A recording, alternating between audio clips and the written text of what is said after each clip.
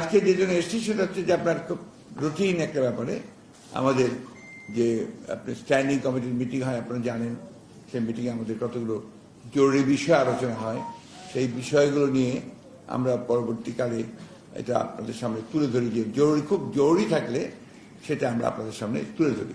সেই বিষয়গুলো আমি আজকেও আপনাদের সঙ্গে কথা বলবো। তার মধ্যে কয়েকটাকে আপনাদের জরুরি মনে হতে পারে, যেটা আমি মনে করি যে nationally also is very important.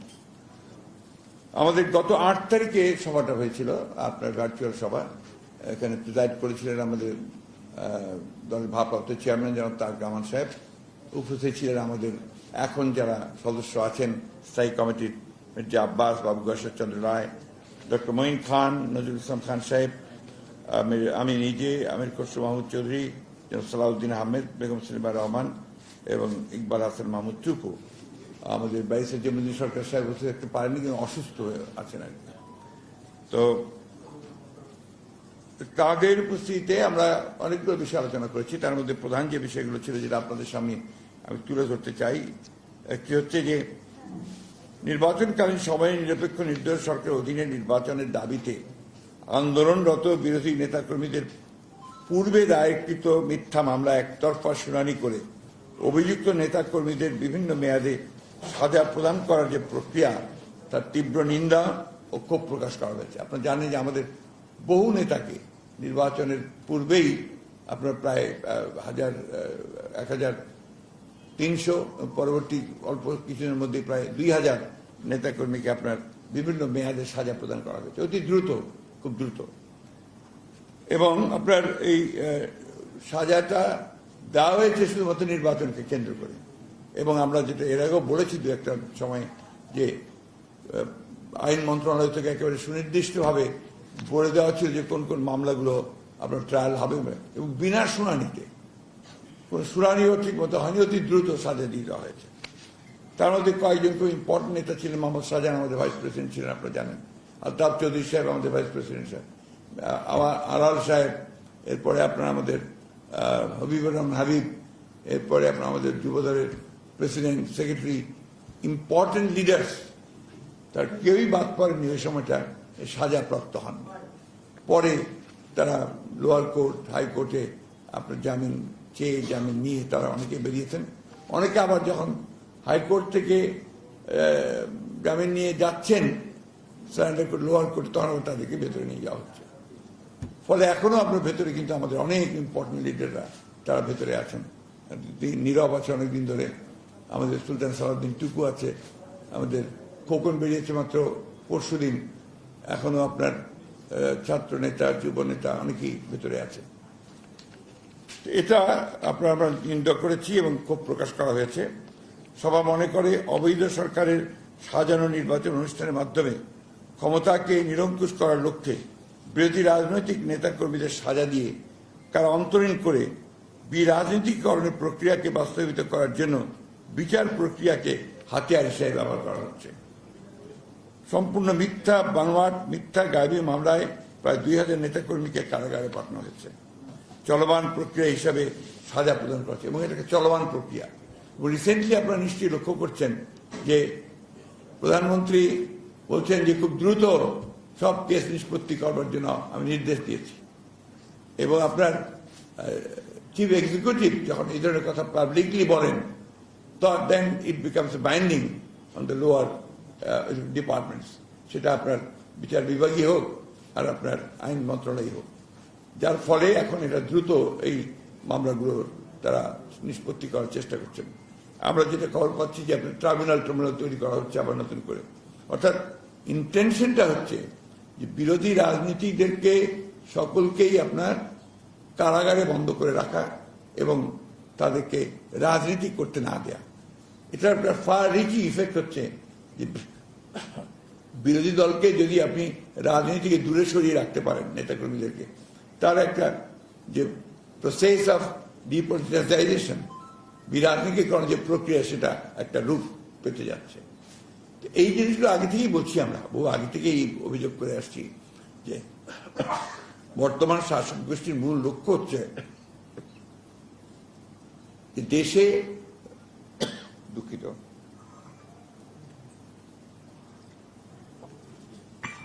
দেশে রাজনীতিকে একেবারে নির্বাসন করে দেওয়া, এবং এখানে শুধুমাত্র তারাই রাজনীতি করবেন, এবং যার ফলশ্রুতিতে আমরা দেখছি আপনার যে প্রত্যেকটি নির্বাচনে তার ফল দেখতে পাচ্ছি আমরা, যে তারাই নির্বাচন করছেন, তাদের ক্যান্ডিডেট তারা সিলেক্ট করছেন, ডামি ক্যান্ডিডেট তারাই নির্বাচন করছেন, এবং তথাকথিত বিরোধী দল হিসেবে যাদের আনছেন তাদেরও তারাই সিলেক্ট করে দিচ্ছেন, এবং তাদের আসনগুলো সিলেক্ট করে দিচ্ছেন।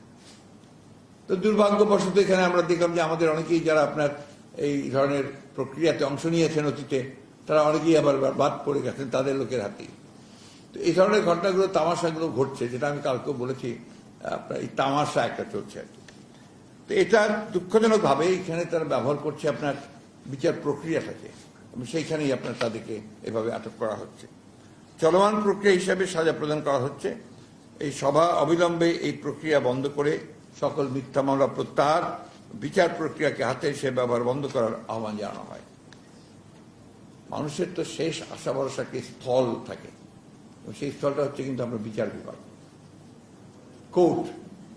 সেই কোর্টে যদি আপনার দেখা যায় যে এই সরকার হস্তক্ষেপ করছে এবং তাদেরকে আপনার প্রভাবান্বিত করছে যে তাদের মতো করে আপনার বিচার প্রক্রিয়া করার জন্য, তখন সেখানেই সমস্যাগুলো তৈরি হয়।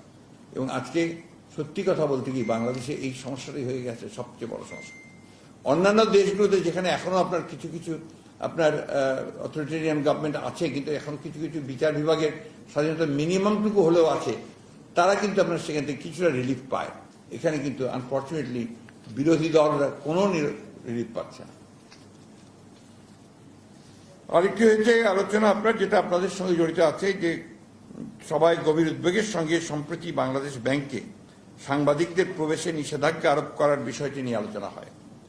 সভা মনে করে দেশে যে ভয়াবহ সর্বগ্রাসী দুর্নীতি ও অনিয়মের মাধ্যমে সরকারি দলের সমর্থকদের সঙ্গে সম্পৃক্ত ঋণ খেলাপি ও অসাধু ব্যবসায়ীদের স্বার্থ রক্ষার জন্যই এই ধরনের নিষেধাজ্ঞা জারি করা হয়েছে।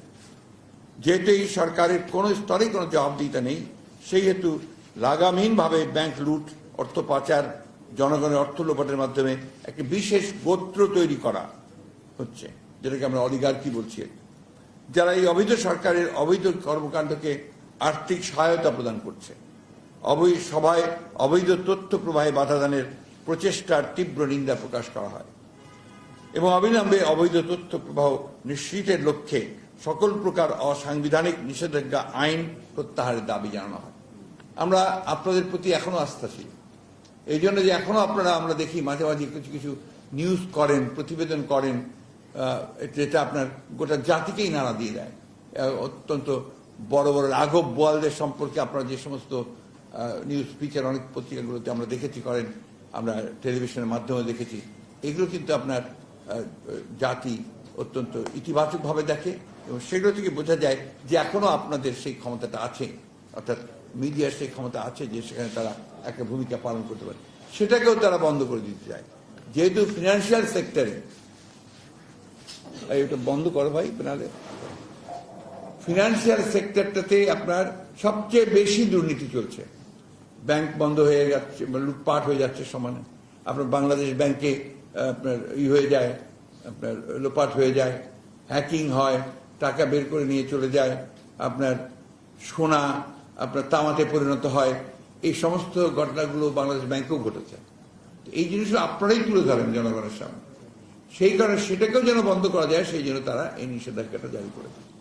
কতটা নিবর্তনমূলক হলে এই বিষয়গুলো করা যায়, সেই জিনিসটা কিন্তু আমাদেরকে আপনার খেয়াল রাখতে হবে।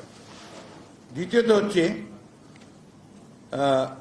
সবাই অবৈধ তথ্য প্রবাহে বাধাদানের প্রচেষ্টার তীব্র নিন্দা প্রকাশ করা হয় এবং অবিলম্বে অবৈধ তথ্য প্রবাহে নিশ্চিতের লক্ষ্যে সকল প্রকার অসাংবিধানিক নিষেধাজ্ঞা যে আইন বা বিধান তা প্রত্যাহারের দাবি জানানো হয়। এই পরেরটা একটু আপনার ভেরি ইম্পর্টেন্ট অ্যান্ড সেন্সিটিভ, যেটা হচ্ছে যে সবাই সম্প্রতি দেশের সামগ্রিক স্বাস্থ্য ব্যবস্থা ও স্বাস্থ্য সমস্যা নিয়ে আলোচনা হয়। তাতে বলা হয়, বাংলাদেশে মোট মৃত্যুর প্রায় 70% ঘটে হার্ট অ্যাটাক, স্ট্রোক কিংবা ডায়াবেটিস সংক্রান্ত বিভিন্ন ধরনের অসংক্রামক রোগে। অথচ এসব রোগ মোকাবেলায় সরকারের অর্থ বরাদ্দের পরিমাণ মাত্র মোট স্বাস্থ্য বাজেটের 4.5 2%। এর আগে গত মার্চ মাসে সিপিডির একটা রিপোর্টে জনস্বাস্থ্যের এক ভয়ঙ্কর চিত্র ফুটে উঠেছে। রিপোর্টে বলা হয়েছে দেশের প্রায় 13 কোটি মানুষ প্রয়োজনীয় পুষ্টিকর খাদ্য গ্রহণ করতে পারছেন না। গত মার্চ মাসেই বাংলাদেশ নিরাপদ খাদ্য কর্তৃপক্ষ বিএফএস এর শীর্ষ কর্মকর্তা বলেছেন দেশে প্রতি বছর 1,14,000 মানুষ ক্যান্সারে মৃত্যুবরণ করছে। এই ক্যান্সারের মূল কারণ অনিরাপদ খাদ্য। এখন প্রশ্ন হচ্ছে জনস্বাস্থ্য সুরক্ষায় এই অবৈধ সরকারের কি ধরনের ব্যবস্থা নিয়েছে? জনস্বাস্থ্য নিরাপত্তায় এই সরকার কেন এত উদাসীন? জনস্বাস্থ্য নিরাপত্তা নিশ্চিত করার লক্ষ্যে দেশের নাগরিকদেরকে পুষ্টিকর খাদ্য যোগান দেয়া, অনিরাপদ খাদ্য সম্পর্কে সচেতন করা সরকারের অন্যতম গুরুত্বপূর্ণ দায়িত্ব। কিন্তু তারা এই দায়িত্বটা পালন করছে না কেন? প্রধানত যেখানে তাদের দুর্নীতি জড়িত আছে, এখানে তাদের বিভিন্ন রকম নিজেদের পলিটিক্স জড়িত আছে, তাদের ক্ষমতায় থাকার বিষয়গুলো জড়িত আছে এর মধ্যে। সবাই মনে করে নিজ নিজ দেশে নাগরিকদের স্বাস্থ্য নিরাপত্তা নিশ্চিত করার ক্ষেত্রে রাষ্ট্র কিংবা রাষ্ট্রসংঘ কি ধরনের গুরুত্বপূর্ণ ভূমিকা রাখতে পারে বা রাখা উচিত। সাম্প্রতিক সময়ে ইউরোপিয়ান ইউনিয়ন ছাড়াও আরো কয়েকটি দেশ এমন একটি উজ্জ্বল দৃষ্টান্ত স্থাপন করেছে। ইউরোপিয়ান ইউনিয়নের খাদ্য নিরাপত্তা নিয়ে কাজ করা সংস্থা rapid alert system for food and feed RFFF গত এপ্রিল মাসের শেষ সপ্তাহে প্রকাশিত একটি রিপোর্টে বলেছে ইউরোপিয়ান ইউনিয়নে রপ্তানি করা 527টি ভারতীয় পণ্যে ক্যান্সার উপযোগী উপাদান পেয়েছে ইউরোপিয়ান ইউনিয়ন।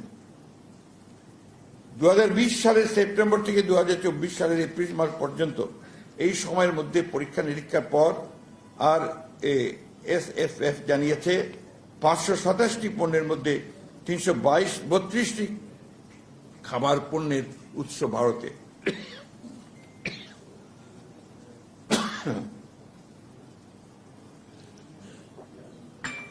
এখনো পুরোপুরি সুস্থ হয়ে উঠতে পারিনি আর কি। বাকি পণ্যগুলো সরাসরি ভারতের না হলেও সেগুলোতে ভারতের ট্যাগ ব্যবহার করা হয়েছে। এসব ভোগ্য পণ্যের মধ্যে রয়েছে বাদাম, তিল, বীজ, ভেষজ মশলা, ডায়াবেটিক জাতীয় খাবার। এ সকল পণ্যের মধ্যে ক্যান্সার সৃষ্টিকারী উপাদান ইথিলিন অক্সাইড শনাক্ত করা হয়েছে। এই রাসায়নিক উপাদান মানবদেহে প্রবেশ করলে ক্যান্সার আক্রান্তর পাশাপাশি লিম্ফোমা ও লিউকেমিয়ার ঝুঁকিও রয়েছে। এই রিপোর্ট প্রকাশের পর ভারতের 87টি পণ্যের চালান ইউরোপিয়ান ইউনিয়নভুক্ত দেশগুলোতে ঢুকতে দেওয়া হচ্ছে না। আন্তর্জাতিক সংবাদ সংস্থা রয়টার্স, ভারতের ডেকান হেরাল্ড, ইন্ডিয়ান এক্সপ্রেস সহ দেশ বিদেশের বিভিন্ন গণমাধ্যমে জনস্বাস্থ্যের সঙ্গে সম্পর্কিত গুরুত্বপূর্ণ এই তথ্যটি প্রকাশিত হয়েছে। সবাই বলা হয় 527টি পণ্য সম্পর্কে খোদ ভারতীয় প্রতিষ্ঠান রামাইয়া অ্যাডভান্স টেস্টিং ল্যাবের chief operating officer Zubeen George Joseph বলেছেন এসব পণ্যে ইথিলিন অক্সাইড ছাড়াও আরো 2টি রাসায়নিক বিষাক্ত উপাদান পাওয়া গিয়েছে, যার মধ্যে সবচেয়ে বেশি বিপজ্জনক হল ইথিলিন গ্লাইকোল, যেটি মূলত কাশির সিরাপে ব্যবহার করা হয়। এর ফলে শিশুদের মৃত্যু পর্যন্ত হতে পারে। এমন পরিস্থিতিতে জুবিন জর্জ জোসেফ পরামর্শ দিয়ে বলেছেন প্রতিটি দেশেরই উচিত নিজ নিজ দেশে আমদানি পণ্য পৌঁছার পর পণ্যের নিরাপত্তা মান পরীক্ষা করা। আমদানি করা পণ্য পৌঁছা দেশে সংশ্লিষ্ট দেশে পৌঁছা মাত্রই জনগণের ক্রয়ের জন্য বাজারে পাঠিয়ে দেওয়া উচিত নয়। কারণ এর আগেও 2022 ও 23 সালে 121টি ভারতীয় পণ্য মানবদেহের জন্য ক্ষতিকারক হিসেবে চিহ্নিত করা হয়েছিল। তারপরেও পণ্যের উৎস দেশটি এই পণ্যগুলো ত্রুটিমুক্ত করার জন্য কোনো উপযুক্ত ব্যবস্থা গ্রহণ করেনি। ইতিমধ্যেই অনেকেই জানেন কিংবা দেখেছেন যে গত 23 এপ্রিল ব্রিটিশ বার্তা সংস্থা রয়টার্সের এক রিপোর্টে বলা হয়েছে হংকং এবং সিঙ্গাপুর তাদের দেশে ভারতীয় কোম্পানি MDH ও এভারেস্ট স্পাইসের গুঁড়া মশলা বিক্রির উপর নিষেধাজ্ঞা আরোপ করেছে। এমনকি দেশটিতে পরীক্ষার আগে ঢুকে পড়া মাছ রান্নায় ব্যবহৃত MDH এর 3 ধরনের গুঁড়া মশলা ও এভারেস্টের একটি গুঁড়া মশলার বিক্রি স্থগিত করেছে। সিঙ্গাপুরও দেশটির বাজার থেকে এভারেস্টের গুড়া মশলা প্রত্যাহার করার নির্দেশ দিয়েছে। হংকং ভারতীয় দুই কোম্পানির গুড়া মশলায় ক্যান্সার সৃষ্টিকারী রাসায়নিক ইথিলিন অক্সাইড শনাক্ত হওয়ার পর দেশ দুইটি এই সিদ্ধান্ত নিয়েছে। এমন পরিস্থিতিতে সবাই মনে করে জনগণের স্বাস্থ্য নিরাপত্তা নিশ্চিত করতে বাংলাদেশের উচিত দেশে আমদানি করা প্রতিটি পণ্য বাজারে ছাড়ার আগে যথাযথভাবে পরীক্ষা নিরীক্ষা পণ্যের মান যাচাই করে দেয়া। বাংলাদেশ নিরাপদ খাদ্য কর্তৃপক্ষ BFSA কিংবা সংশ্লিষ্ট দায়িত্বশীল প্রতিষ্ঠানগুলোর পরীক্ষা নিরীক্ষা ছাড়া বিদেশ থেকে আমদানি করা পণ্য বাজারে ছাড়া উচিত নয়। তবে দেশের নাগরিকদের স্বাস্থ্য সুরক্ষাকে অগ্রাধিকার দিয়ে বর্তমান তাবেদার সরকার আমদানি করা খাদ্যপণ্য যথাযথভাবে পরীক্ষা নিরীক্ষা করবে কিনা এই ব্যাপারে জনগণ যথেষ্ট সন্দিহান। সুতরাং আমদানি করা পণ্য যথাযথভাবে পরীক্ষা নিরীক্ষার ব্যাপারে নিশ্চিত না হওয়া গেলে প্রতিটি নাগরিককে নিজের এবং নিজেদের পরিবারের সদস্যদের স্বাস্থ্য রক্ষায় নিজ উদ্যোগেই সতর্কতা অবলম্বন করা উচিত। স্বাস্থ্য নিরাপত্তাকে অগ্রাধিকার দিয়ে আমদানি করে বাজারে ছেড়ে দেওয়া ক্যান্সারের উপাদানযুক্ত সকল পণ্য পরিহার করা উচিত। জলবায়ু তহবিলের টাকা লোপাটকারী তাবেদার সরকারের উপর ভরসা না করে নিজেই নিজের সাধ্যমতো নিজের এবং পরিবারের স্বাস্থ্য রক্ষায় সক্রিয় ভূমিকা রাখতে হবে। সবাই মনে করে সকলের মান রাখা প্রয়োজন। 7 এপ্রিল বিশ্ব স্বাস্থ্য দিবসের এবারের স্লোগান ছিল আমার স্বাস্থ্য আমার অধিকার। শিক্ষা, স্বাস্থ্য, সামাজিক উন্নয়ন সম্পর্কিত বিষয়গুলো সম্পর্কে আরো বেশি সতর্ক না হলে শুধু বর্তমান প্রজন্মই নয়, ভবিষ্যৎ প্রজন্মকে আরো বিপর্যয়কর পরিস্থিতি মোকাবেলা করতে হবে। দেশের গণতান্ত্রিক, রাজনৈতিক, অর্থনৈতিক ব্যবস্থার সঙ্গে জনগণের জীবনমান উন্নয়নের বিষয়টিও ওতপ্রোতভাবে জড়িত। সড়ক, ব্রিজ, কালভার্ট নির্মাণ তথা অবকাঠামো উন্নয়ন এগুলো কোনো একটি দেশের যে কোনো একটি গণতান্ত্রিক সরকার একটা রুটিন ওয়ার্ক। তবে গণতান্ত্রিক অগণতান্ত্রিক সরকার এসব তথাকথিত উন্নয়ন হিসেবে প্রচার করে জনগণের অন্য সকল অধিকারকে অবজ্ঞা করছে। কেবলমাত্র আর্থিক এবং অবকাঠামোগত ফাঁপা উন্নয়ন রাষ্ট্র বা সমাজের উন্নয়নের মাপকাঠি হতে পারে না। জীবন মান তথা স্বাস্থ্য ব্যবস্থা, সামাজিক এবং নৈতিকতার মূল্যবোধের উন্নয়ন ছাড়া কোনো উন্নয়নই টেকসই হতে পারে না। সুতরাং তথাকথিত উন্নয়নের দোহাই দিয়ে যে রাষ্ট্র ব্যবস্থায় নৈতিকতা ও মূল্যবোধকে বিসর্জন দেওয়া হয়, জনগণের কাছে সেটি উন্নত রাষ্ট্র হিসেবে বিবেচিত হয় না। মনে রাখা প্রয়োজন, জীবন এবং জীবিকার দ্বন্দ্বে জীবিকার কাছে যেন জীবন হেরে না যায়। তেমন একটি বৈষম্যহীন গণতান্ত্রিক রাষ্ট্র এবং সমাজ বিনির্মাণের লক্ষ্যেই চলমান আন্দোলন এবং জনগণের এই আকাঙ্ক্ষা বাস্তবায়ন না পর্যন্ত বিএনপির এই আন্দোলন অব্যাহত থাকবে। সভা শেষে সকলকে ধন্যবাদ জানিয়ে সভামূলক সভাপতি জি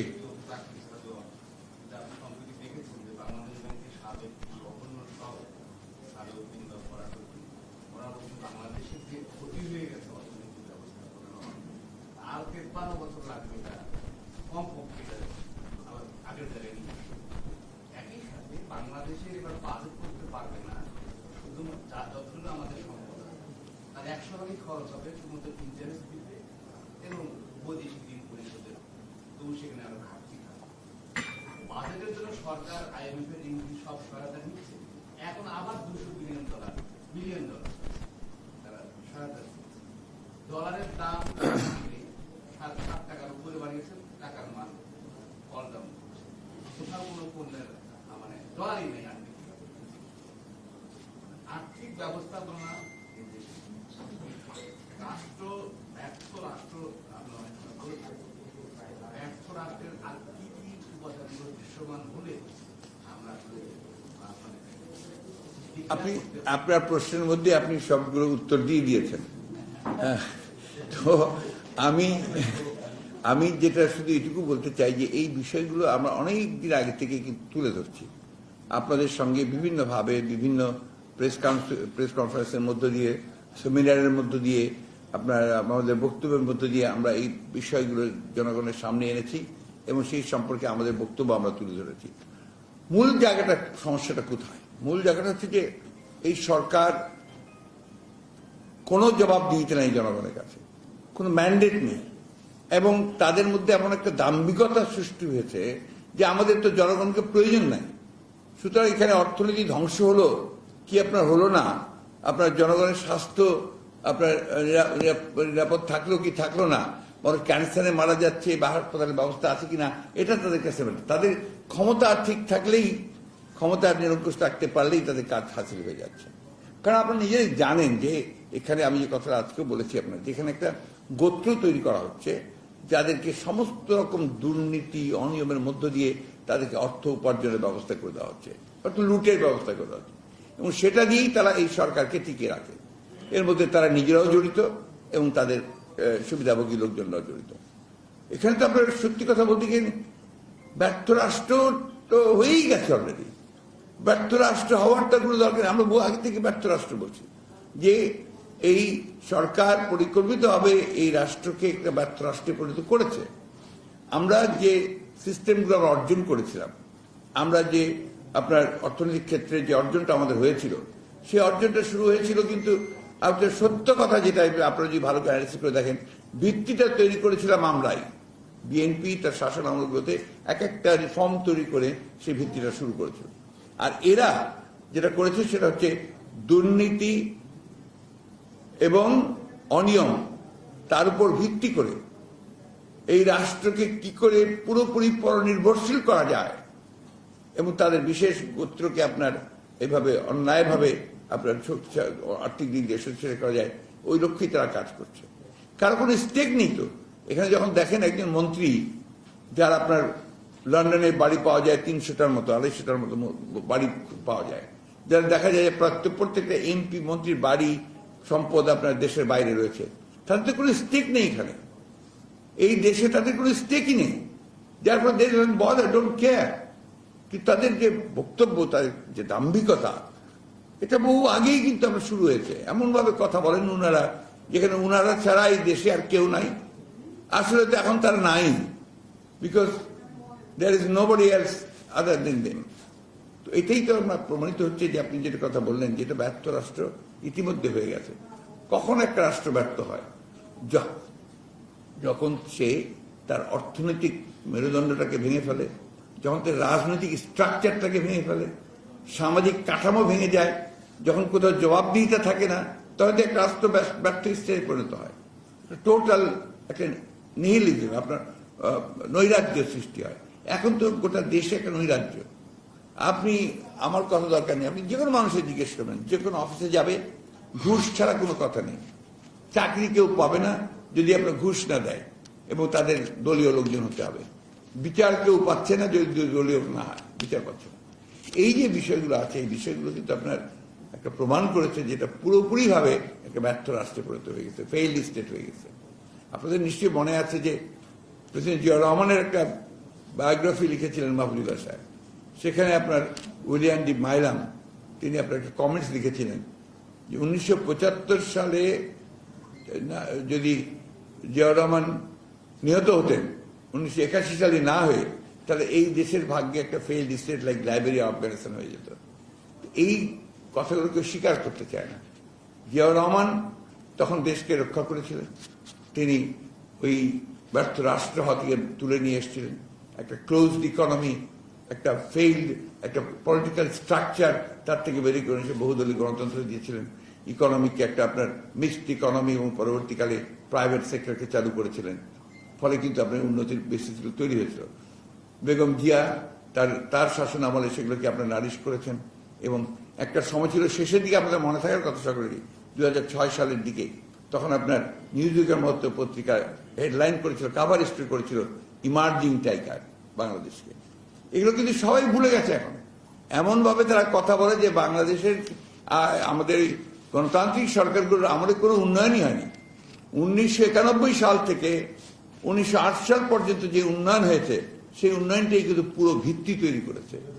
2008 পর্যন্ত সেটাই কিন্তু উন্নয়নের ভিত্তি তৈরি করেছে। আজকে যেগুলো দেখছেন এগুলো হচ্ছে লুট, মেগা লুট।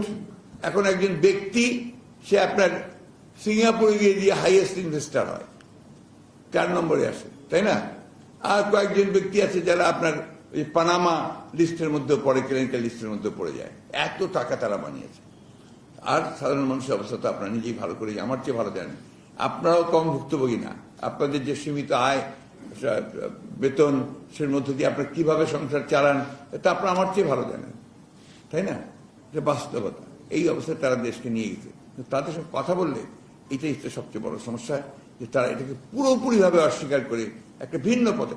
আপনি হেলথ সেক্টরে দেখেন, একটু তো একটা সাইড বললাম, আরেকটা যে আপনি হাসপাতালে গেছেন কখনো, সরকারি হাসপাতালগুলোতে যদি যান, আপনার বিশেষ করে ঢাকার বাইরের সরকারি হাসপাতালে যদি আপনি যান, আনবিলিভেবল, ওখানে ঢোকা যায় না, এত দুর্গন্ধ, এত নোংরা, এত আপনার মানে দালালদের অত্যাচার, চিন্তা করা যায় না। আর দিকে হাসপাতাল আশেপাশে সমস্ত নতুন নতুন ডায়াগনস্টিক সেন্টার, ক্লিনিক গড়ে উঠেছে, ওটা বড় ব্যবসা, বিরাট ব্যবসা। ওখান থেকে ধরে ধরে দালালরা আসে, ধরে ধরে নিয়ে যায়। এই হচ্ছে অবস্থা। শিক্ষা খাতে দেখতেই পাচ্ছেন, আমার কিছু বলার দরকার নেই। শিক্ষা খাতের কি অবস্থা, যে তারা পরিকল্পিতভাবে প্রত্যেকটি বিশ্ববিদ্যালয়ে তাদের দলীয় লোকজনদেরকে ভাইস চ্যান্সেলর হিসেবে নিয়োগ দিচ্ছে, তার সেই যোগ্যতা থাকুক আর না থাকুক। শিক্ষক নিচ্ছে, সম্পূর্ণ দলীয় লোকজনকে শিক্ষক নিচ্ছে। তাহলে কি করে আপনি এটাকে একটা সেন্টার অফ এক্সেলেন্স তৈরি করবেন? কিভাবে? সম্ভব না। যে কারণে কি হচ্ছে, একটা ব্রেন ড্রেন হয়ে যাচ্ছে। যারা মেধাবী, যারা এখানে আপনার নিজেদের যোগ্যতায় হয়, তারা দেশ ছেড়ে চলে যাচ্ছে। এই একটা অবস্থার মধ্যে দেশ পড়েছে এখানে। এখান থেকে তো বেরিয়ে আসতেই হবে আমাদেরকে। Thank you. আজকে 12 তারিখ বিশ্ব মা দিবস। বিএনপির মা বেগম খালেদা জিয়া এখন কেমন আছেন? আমি দেশনেত্রী বেগম খালেদাকে শুধু বিএনপির মা বলি না, আমি বাংলাদেশের গণতন্ত্রের মা বলি। এই জন্যে আমি বরাবরই কথা বলে আসছি যে একজন এই মহিয়সী মহিলা নেত্রী, তার সঠিক মূল্যায়ন দুর্ভাগ্যক্রমে এই দেশের অনেকেই করতে পারছেন না। তার ত্যাগটা, এটা আপনার আনপ্যারালাল।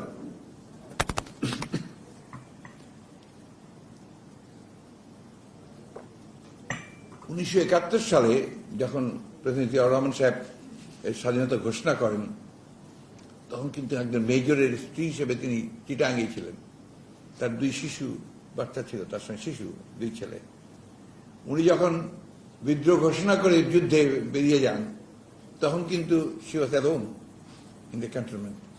সেখান থেকে তিনি বাচ্চা দুটোকে 2 হাত ধরে তিনি কোন রকমে ঢাকা আসার চেষ্টা করেন, ও ঢাকা আসেন, এসে তার আত্মীয়ের বাসায় ওঠেন। সেখান থেকে তিনি আবার গ্রেফতার হন। এন্টায়ার যুদ্ধের পিরিয়ড তিনি কারাগারে ছিলেন, পাকিস্তান সেনাবাহিনীর কারাগারে। এটা বললেও নাকি অপরাধ হয়ে যায়। আমি যখন তাকে বলি যে প্রথম নারী মুক্তিযোদ্ধা, তখন তার গায়ে খুব জ্বালা ধরে, বাট দ্যাটস দ্য ট্রুথ। আর অন্যদিকে দেখা গেছে সরকারি আপনার অনুদান নিয়ে সরকারি ছায়াতে আপনার লালিত পালিত হয়েছেন। আমি সেই বিষয়ে যাই না, আমাদের ওই ধরনের রুচিও নাই কথা বলার। বাট তাদেরকে যখন আপনারা হেয় করে, আওয়ামী লীগেরা খাটো করে, তাদেরকে যখন আপনার কোনো গুরুত্বই দিতে চায় না, তখন তো সে অবশ্যই সাধারণ মানুষের মধ্যে লেগে যায়। এখন তো পরিকল্পিতভাবে জিয়াউর রহমানকে একেবারে নিশ্চিহ্ন করার কাজ চলছে। আপনার যে কারিকুলাম যেগুলো করেছে আপনার প্রাইমারি স্কুলে, সেকেন্ডারি স্কুলে, ওখানে তো জিয়াউর রহমান নামগন্ধ তো নাই। পারলে ওকে এখন এই খলনায়ক হিসেবেই চিহ্নিত করে আপনার সরকারকে বলতে থাকে। এখনকার জেনারেশন কিন্তু আপনার যেটা নতুন উঠে আসছে, এরা জিয়াউর রহমানের নাম জানে না, তাই না? তো এটা তো ইতিহাস না। আবার বলা হচ্ছে যে ইতিহাস, ইতিহাস তো আমরাই জানি, আমরাই তো ইতিহাস, we are part of it. আমরা সংগ্রাম করেছি। এই যে আজকে আমাদের নেতা, একজন বাংলাদেশের একজন বিশিষ্ট আপনার রাজনৈতিক নেতা, তাত্ত্বিক, মার্কসিস্ট, ত্যাগী মানুষ হাজী আজমল খান রন গতকাল ইন্তেকাল করেছেন। আমি তার বিদেহী আত্মার মাগফিরাত কামনা করছি এবং শোক করেছি আমি ইতিমধ্যেই। এই ধরনের মানুষেরা যে যুদ্ধ করেছিল তো একটা গণতান্ত্রিক রাষ্ট্রের জন্য। দুর্ভাগ্য তাদের যে তারা তাদের জীবদ্দশায় সেটা তারা দেখে যেতে পারলো না। আজকে প্রতিটি মুক্তিযোদ্ধা যাদের এতটুকু বিবেক আছে, তারা পরিষ্কার করে বলছে যে এই বাংলাদেশটা আমরা দেখতে চাইনি, এই বাংলাদেশের জন্য আমরা সংগ্রাম করি, লড়াই করিনি। তো সেই বাংলাদেশে আমরা পড়েছি। কাদের হাতে ধ্বংস হচ্ছে? যারা দাবি করে যে তারাই মুক্তিযুদ্ধের সবকিছু। এটাই দুঃখজনক, দুর্ভাগ্যজনক। এবং আমি যেটা আপনাদের সবসময় বলি যে বাংলাদেশের মানুষ কখনো পরাজয় স্বীকার করেনি। সাময়িক সমস্যা হতে পারে, সাময়িকভাবে আপনার একটু জটিলতা আসতে পারে, কিন্তু আলটিমেটলি বাংলাদেশের মানুষ জয়ী হয়েছে সবসময় তাদের ন্যায়সঙ্গত যে সংগ্রাম, লড়াই, অধিকার আদায়, সেটাতে তারা জয়ী হবে।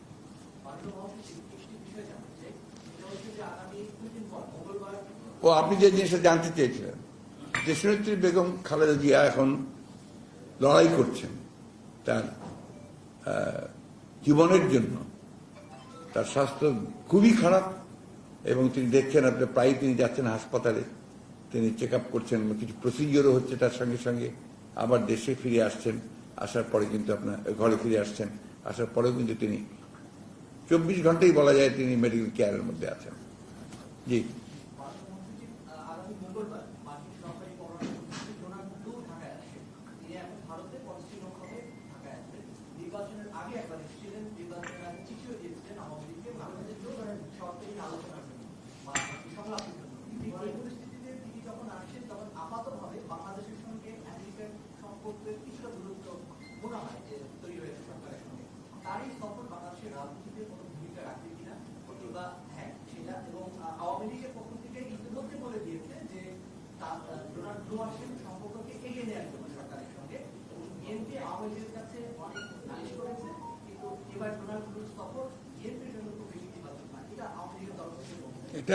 এটা ওনাকে জিজ্ঞেস করবেন। আবার আমাদের বিএনপির ব্যাপারটা আমরা বুঝি, আমরা কে কাকবে আসো না আসলে নিয়ে আমরা খুব ইন্টারেস্টেড না। আমরা মনে করি যে আমাদের বাংলাদেশের জনগণের উপরে আমাদের ভরসা, আমাদের পুরো আস্থা, সেই আস্থার উপরেই আমরা দাঁড়িয়ে থাকি। রাজনীতিটা আমরা করি বাংলাদেশের জনগণকে নিয়ে। জি, any more question? Thank you. জি প্লিজ। না না, আমি সবকিছুর অ্যান্সার দেব, সেটা আপনি কিভাবে নেবেন সেটা আপনার ব্যাপার। কোনটা? ও ওইগুলো শোনেন,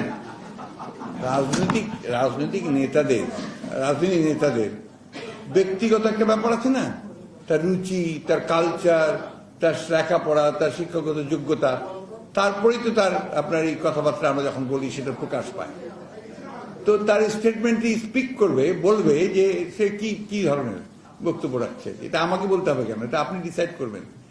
উনি যে ধরনের কথাবার্তা বলেন সেগুলো সম্পর্কে আপনাদের অ্যাসেসমেন্টেই তো, জনগণের অ্যাসেসমেন্ট আছে একটা। এখানে আমি তো কোনো মতেই এখানে কোনো কমেন্ট করবো না।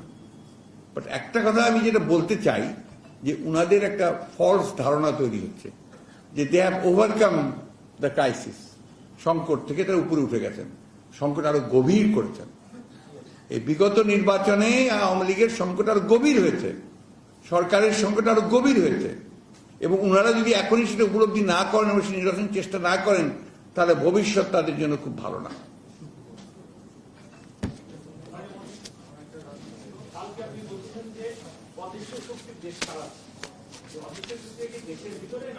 এটা আপনাকে বুঝে নিতে হবে তো, এটার জন্যই তো আপনি আর আমি তো এই কারণে অদৃশ্য বলেছি। এটা তো আপনাকে বুঝতে হবে।